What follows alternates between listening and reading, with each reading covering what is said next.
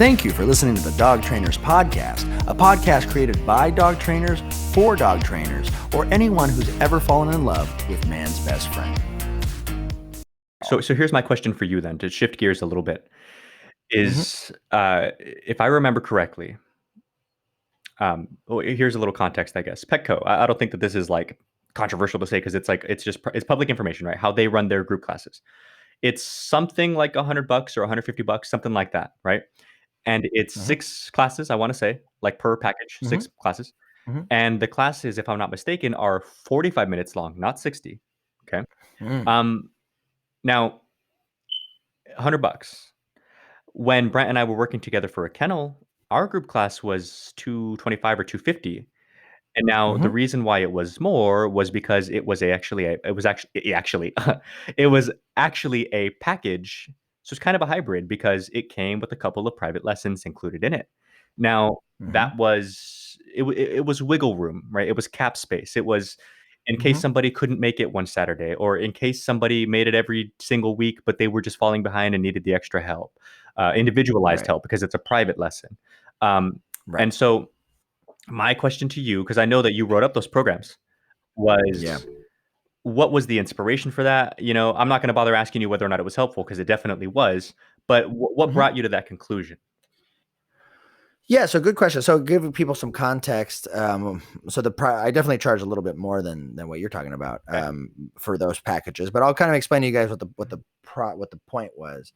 So when I was first developing group classes for the old company that I developed, normally we start with basic and intermediate classes, right? So anywhere you go, there'll be basic, intermediate, advanced, but all of those labels they all change from kennel to kennel and trainer to trainer, right? Because it really has to do with, what can we develop within any specific curriculum. So at level 1, level 2, level 3, basic, intermediate, advanced, whatever you want to call it. And it's funny because, when you look to some of the chains, their advanced training is what I teach in my basic obedience. So it's kind of interesting because it's based on what training style, method, knowledge, and all that stuff it is that you have, right?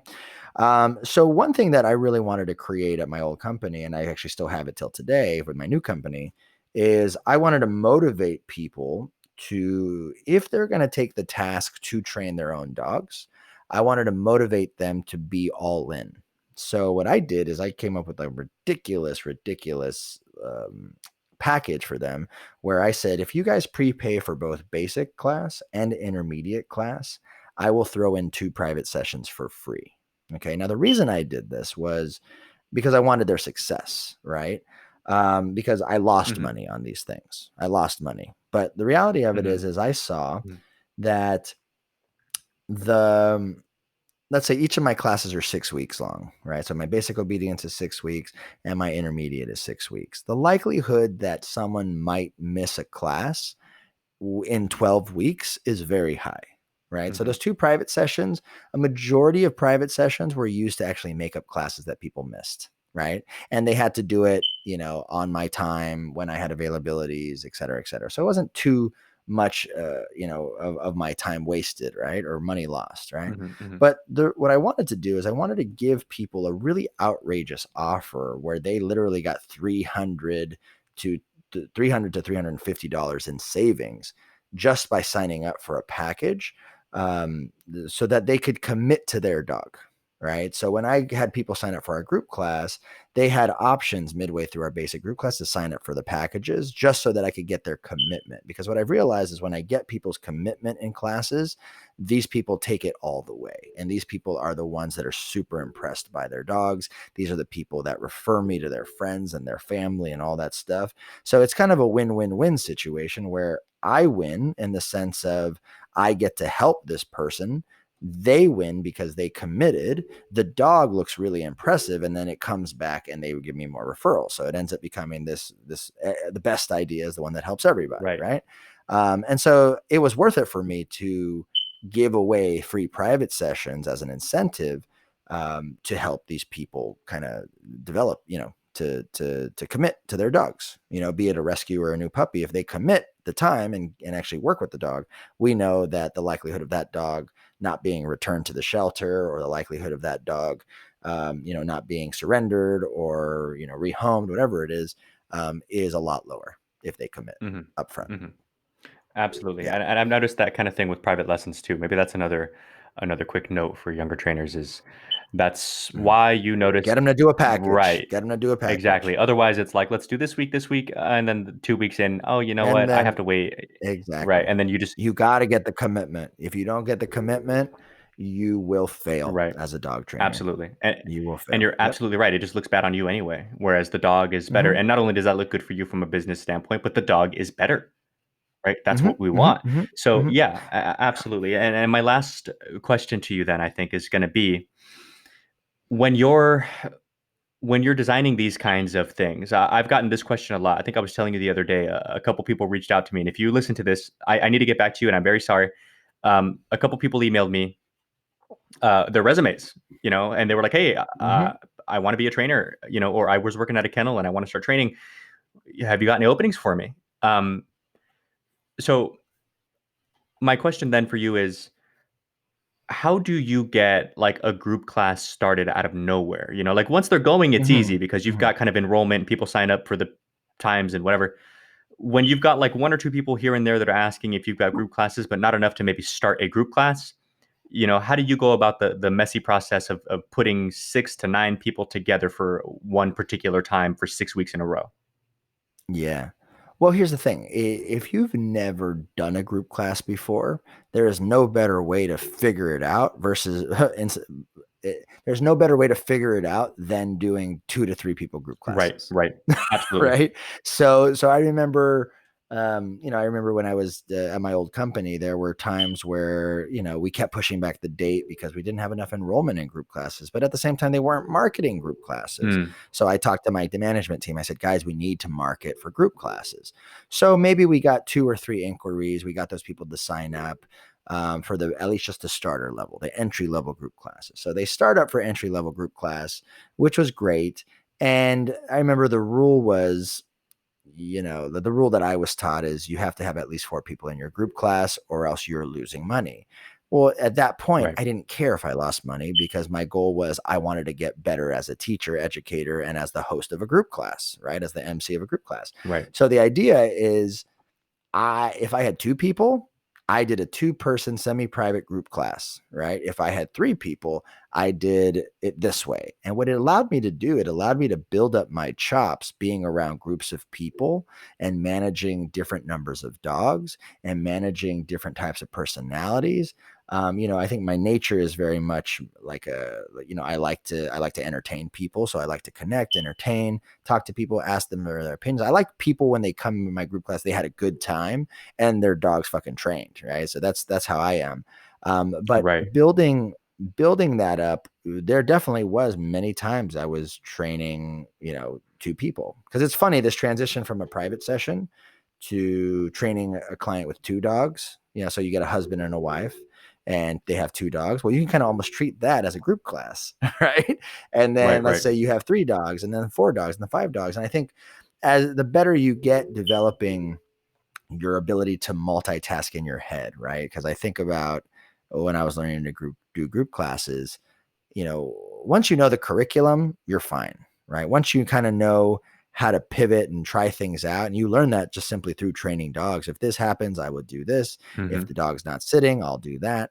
So solutions. Once you have a long list of solutions, then when you start interacting with people, now it's a matter of like rapid fires. Think of kind of like a Q&A on like a Instagram live or on a YouTube live, right? People are just rapid firing answers to their clients.